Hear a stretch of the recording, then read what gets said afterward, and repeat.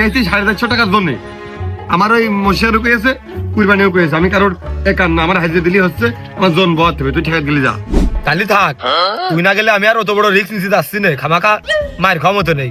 ওকা দুটোরই কি করে হাত চলতেছে দেখ।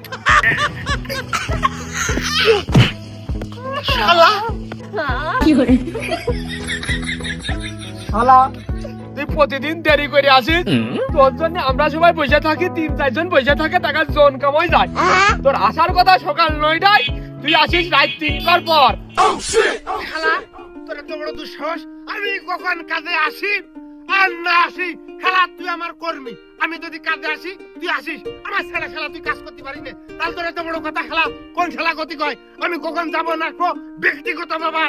এই মশিয়ারের রাজ্যে সে নিজেই রোজে তোর রাজ্যে তুই রোজ যে খোঁজ কি ছেলে মানুষ, ওইটা দেখার বিষয় আমার না। তোর টাকা হালাল হয় না,